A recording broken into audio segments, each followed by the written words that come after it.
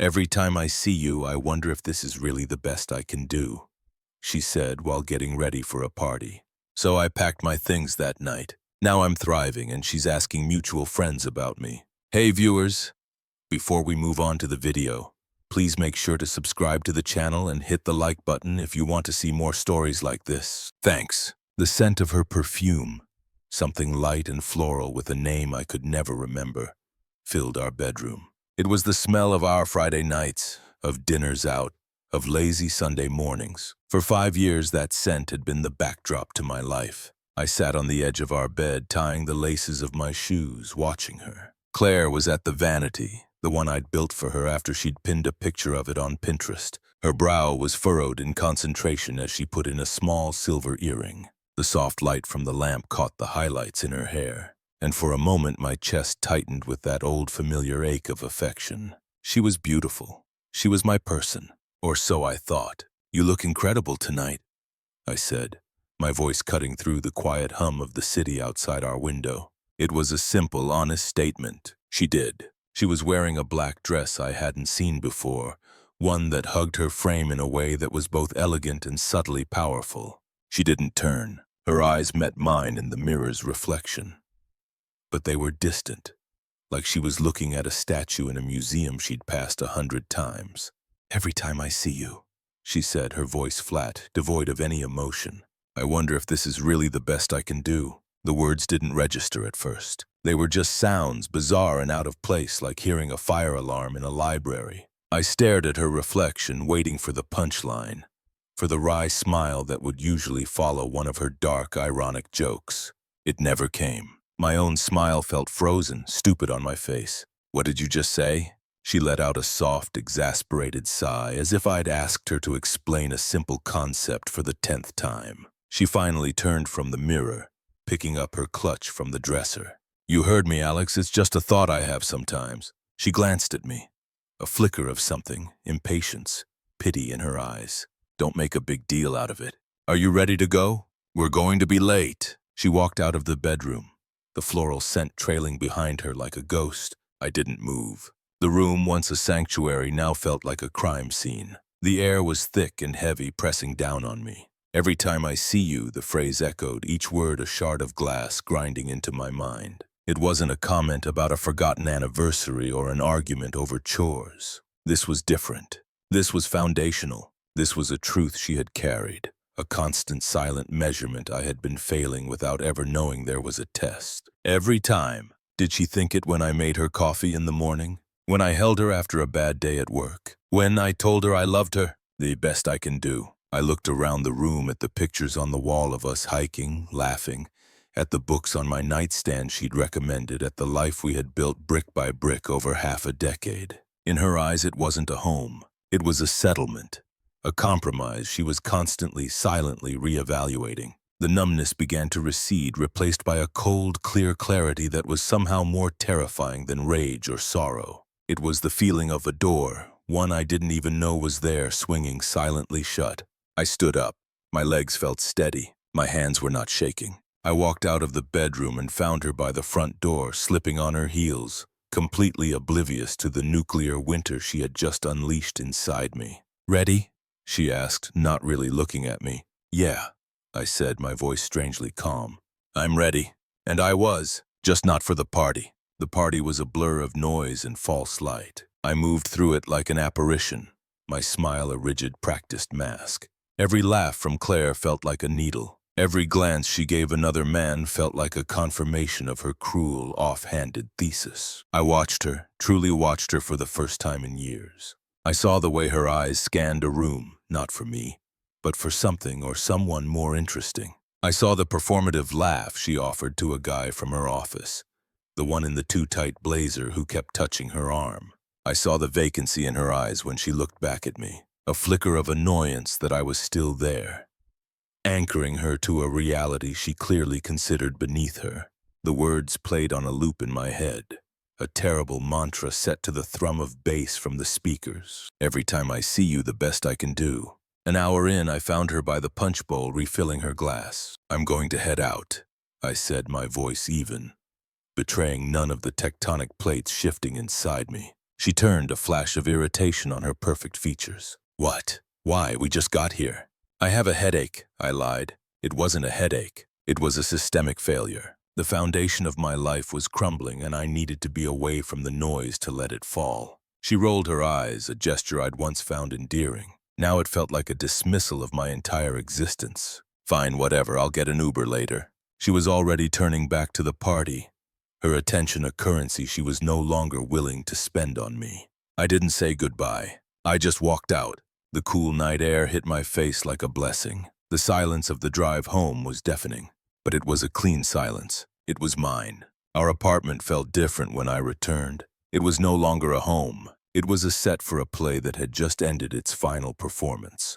The lingering scent of her perfume was now cloying, suffocating. The photos on the walls were lies captured in glass and wood. I didn't rage. I didn't cry. I moved with a calm, terrifying efficiency. From the top shelf of the closet, I pulled down my old duffel bag and a single hard-shell suitcase. I started in the bathroom, clearing my shelf of toothpaste, deodorant, my razor. I left the cologne she bought me for my birthday 2 years ago. It sat there, a monument to a man she'd been trying to build. In the bedroom, I opened my drawers. I packed my jeans, my t-shirts, my sweaters. I left the cashmere scarf she'd given me last Christmas. The one she said finally made you look sophisticated. I packed my important documents, passport, birth certificate, social security card from the lockbox. I took the laptop, my chargers, the book I was reading from my nightstand. I was a surgeon meticulously removing a malignant organ. I was leaving behind the connective tissue of our shared life, the shared blankets on the couch, the matching coffee mugs, the grocery list stuck to the fridge with a magnet from a trip we'd taken. All of it was part of the best she was settling for, and I wanted no trace of it on my skin. When the bags were by the door, I stood at the kitchen counter, a blank notepad in front of me. What was there left to say? All the love, the history, the future we planned, it had been vaporized by a single casual sentence. I picked up a pen. My hand was steady. Claire, I heard you. You deserve to find the best. I won't stand in your way. My key is on the counter. Do not contact me. Alex. I took a picture of the note with my phone, a cold, clinical act of self-preservation. Then I placed my key on top of the paper, the metal clicking softly against the granite. I slung the duffel over my shoulder and wheeled the suitcase behind me. I took one last look at the apartment, at the life I was walking away from. There was no nostalgia, only a profound and chilling sense of finality. I didn't know where I was going. I drove until I saw the neon glow of a motel sign, the Starlight Inn. It was cheap and looked vaguely sad. Perfect. The room was exactly what I needed, sterile, anonymous, and utterly silent. I dropped my bags on the floor. The adrenaline that had fueled my methodical escape began to fade, and in its place, a crushing weight descended. It wasn't just heartbreak. It was the annihilation of my self-worth. I sat on the edge of the stiff mattress in the dark and finally let the silence consume me. The image of her in the mirror, the flatness in her voice played over and over, and then my phone buzzed in my pocket. A single sharp vibration. I pulled it out. The screen glowed in the dark room. A text from Claire. Claire, are you seriously just gone? You're being so dramatic. My Uber's here. We need to talk when I get home.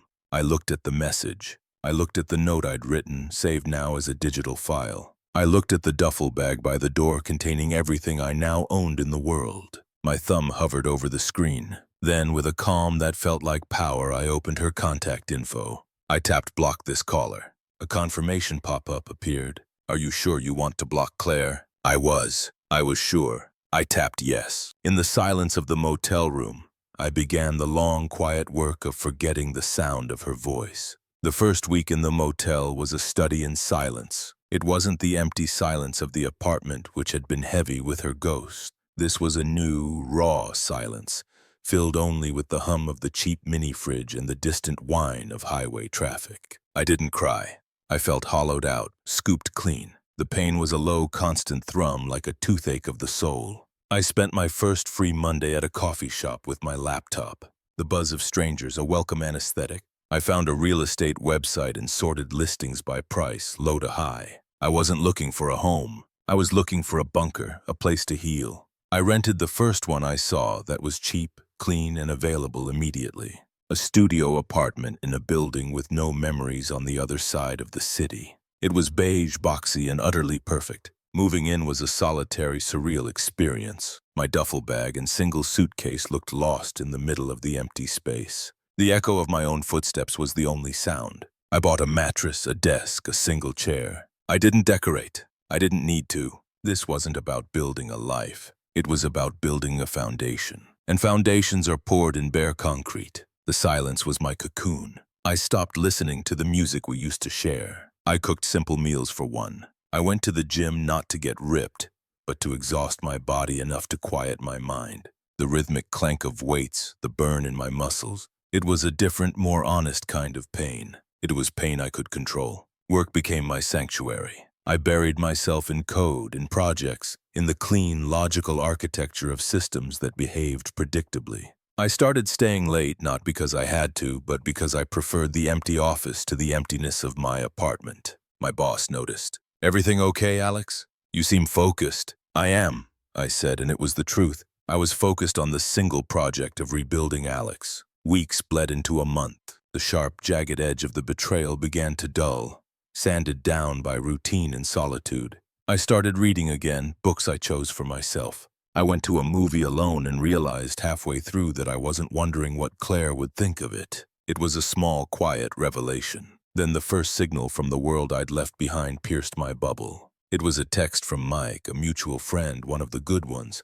"Mike, hey man, long time. You free for a beer sometime?" I knew. I knew in my gut it wasn't just a beer. I waited an hour before replying. Not out of games, but because I needed to decide how to handle it. Me, "Hey Mike. Swamped with work at the moment, but I appreciate the offer." The 3 dots appeared immediately. "Mike, no worries. Just ran into Claire the other day. She seems really torn up." She said, "You just vanished." "What happened, dude?" There it was. The first probe.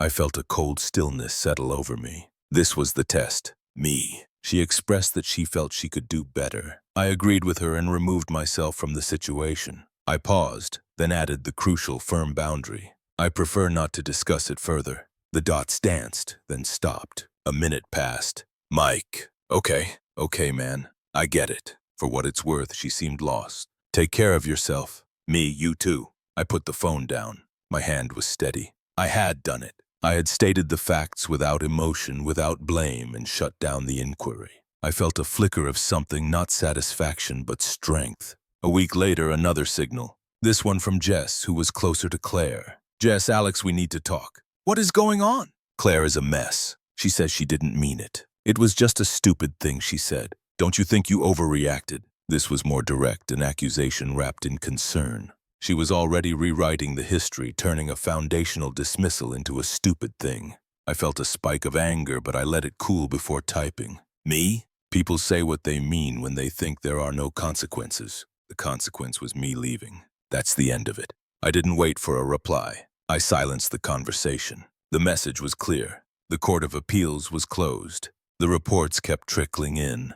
Not to me directly, but through the fragmented gossip of a shared social circle. A friend from my gym who knew Jess mentioned it casually. "Heard you and Claire split. Sounded messy." "Not really," I said, re-racking a weight. It was very clean. He nodded, sensing the finality. "Yeah, well, she's not doing great from what I hear. Asking about you all the time. If you're dating, where you're living." I made a non-committal sound.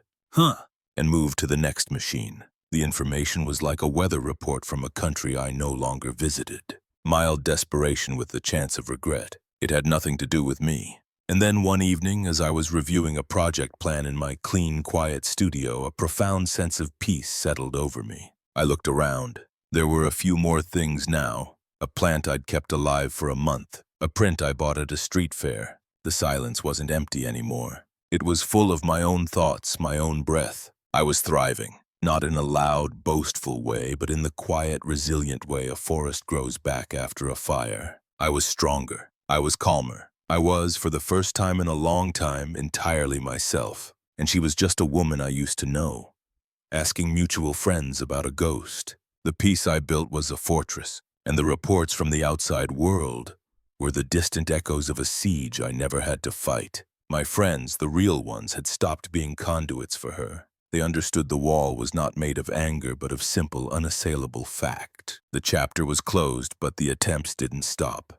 They just found new, desperate channels. It started with an email from an address I didn't recognize, but the tone was unmistakably hers. "Alex, I know you don't want to hear from me. I don't even know if you'll get this. I just need you to know that I am so sorry. What I said was cruel and stupid, and it wasn't true. It was a bad day. I was stressed about the party, and I took it out on you. You were the best thing in my life, and I threw it away because I'm an idiot. I'm not doing well. I can't sleep in our apartment. Everything reminds me of you. My job is falling apart because I can't focus. I see now what I had. I see it so clearly it's killing me. Please, just a coffee. Just 5 minutes. I need to hear your voice. Claire." I read it once. Then I selected the text, copied it, and pasted it into a document I titled Closure. I archived the email. I felt nothing but a faint clinical pity, the kind you might feel for a stranger on the news. She was still talking about her pain, her realization, her needs. There was no true understanding of the nuclear winter her words had caused in me. It was still all about her. A week later, a Facebook message from her cousin, a woman I'd met twice. "Hey, Alex. I know this is weird, but Claire is really struggling. She's staying with me right now. She's a wreck. She knows she messed up big time. I know you don't owe her anything, but as one human to another, could you maybe just talk to her? Even a text. I think it would help her turn a corner." This was a new tactic, the humanitarian crisis. I felt a cold spike of anger at the manipulation, but it faded quickly. I typed my reply, the professional in full control. "Thanks for your concern. While I wish Claire well in her life, our relationship is over, and further contact would not be healthy for either of us. I hope she finds the support she needs." I blocked the cousin. The final attempt came on a rainy Tuesday night. My phone vibrated with an unknown number. I let it go to voicemail.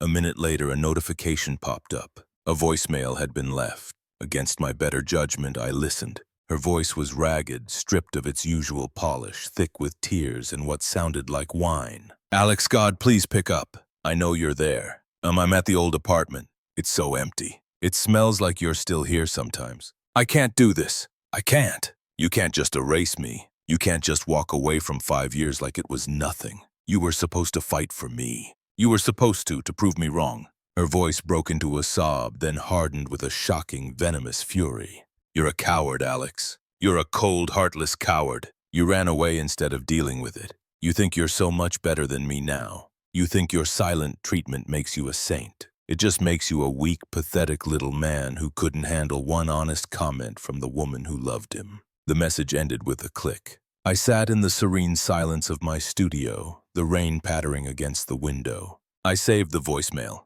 It wasn't a plea anymore. It was evidence. It was the raw, unfiltered truth. She'd hidden behind 5 years of curated affection, the entitlement, the blame shifting, the absolute refusal to accept the consequences of her own actions. She hadn't loved me. She had loved the security I provided, the ego boost of my devotion. And when she thought she could get away with it, she had shown me the contempt she truly felt. I felt the last fragile thread of doubt and connection snap. The fortress was now impregnable. She had no power here. The annual tech conference was the biggest event of the year for my industry. I was there with my team, having just delivered a presentation on a project I'd led. It had gone well. The handshakes, the nods of respect, the business cards being offered. It was a world away from the man tying his shoes in a silent bedroom, waiting for a scrap of affection.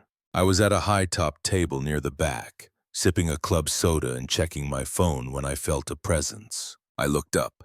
Claire. She was standing there, looking out of place in the crowd of suits and techwear. She had made an effort. The same black dress from that night, her hair done just so. But it couldn't hide the tension in her shoulders, the faint shadows under her eyes. She looked like a photograph of herself, slightly faded. "Alex," she said, her voice a fragile thing. "Oh my God. Hi. You look incredible." I didn't stand. I simply looked at her, my expression neutral. "Claire." "Hello." The silence stretched. She floundered in it. I saw you speak. I didn't know you'd be here. A friend had a ticket. I was in the back. You were amazing." "Thank you," I said, my tone polite, the way you'd thank a waiter for refilling your water. "I've been hoping to talk to you," she blurted out, her words tumbling over each other. What you heard me say that night, it was the biggest mistake of my life. It was a moment of insane insecurity. I was scared, Alex. Scared of how much I loved you. I didn't mean it. I took a slow sip of my drink, placing it back on the coaster with a soft click. I think you did mean it, I said, my voice calm and even. And you were right to wonder. It just took me hearing it to realize I was also wondering the same thing about you. She physically recoiled as if I'd slapped her. The color drained from her face. What? No, that's not. Alex, please. We had so many years. Can we just get a coffee? Just talk. I've changed. I've been in therapy. I understand everything I took for granted. I looked at her. This woman who had once been the center of my universe. I searched for any flicker of the old pain, the love, the anger. There was nothing.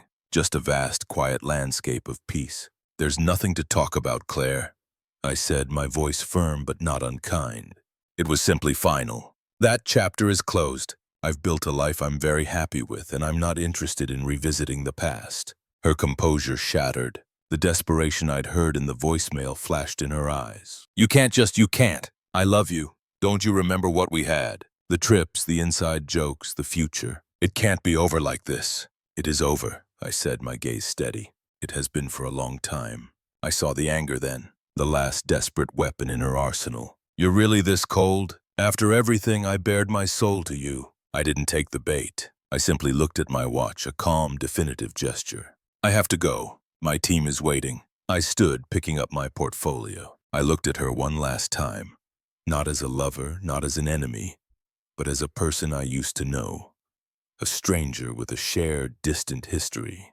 I hope you find what you're looking for, Claire, I said. And I meant it. I genuinely wished her no ill will. She was simply no longer any concern of mine. I turned and walked away, merging back into the crowd of ambitious, forward-moving people. I didn't look back. I felt the warm weight of my team's respect, the solid certainty of my own path, the quiet joy of a peace I had built with my own 2 hands. She was a relic, a footnote, and as I walked towards my future, I didn't feel hate or triumph. I felt nothing at all for her, and in that nothingness, I found everything I would ever need. Thanks for watching. Make sure to subscribe to the channel and hit the like button.